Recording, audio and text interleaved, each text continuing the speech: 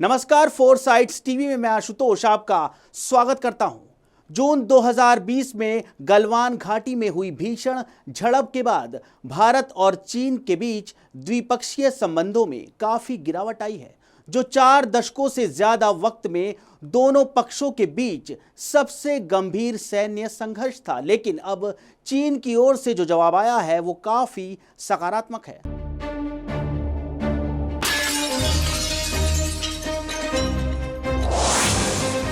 भारत के पड़ोसी देश चीन ने कहा कि भारत चीन बॉर्डर का मुद्दा द्विपक्षीय संबंधों का प्रतिनिधित्व नहीं करता। चीन ने इसके साथ ही गलतफहमी और गलत फैसले से बचने के लिए दोनों देशों के बीच आपसी विश्वास बढ़ाने की तरफ इशारा किया है। भारत कहता रहा है कि जब तक सीमावर्ती इलाकों में शांति नहीं होगी, तब तक चीन के साथ उसके संबंध सामान्य नहीं हो सकते।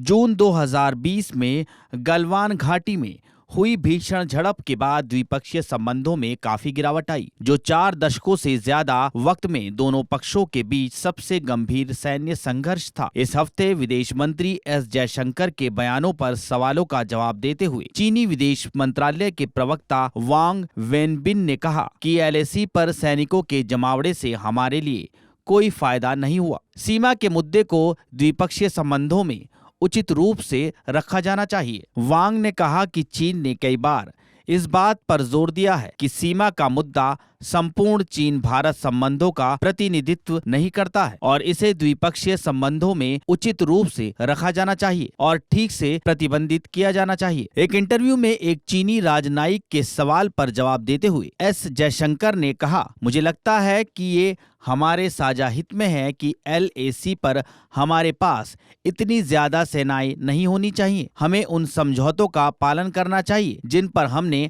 हस्ताक्षर किए हैं। उन्होंने आगे कहा कि ये तनाव जो हमने पिछले 4 सालों में देखा है, उससे हम दोनों को कोई फायदा नहीं हुआ है। इसके जवाब में वांग ने कहा कि चीन और भारत दोनों का मानना है कि चीन भारत सीमा पर स्थिति का जल्द समाधान दोनों देशों के साझा हितों को पूरा करता है।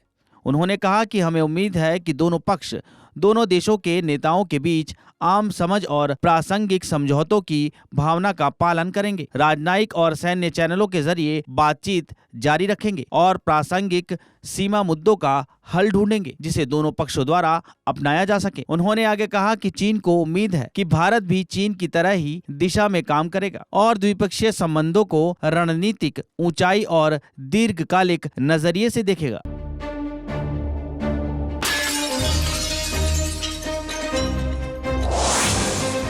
ताज़ा तरीन खबरों में बने रहने के लिए देखते रहिए फोर साइट्स टीवी।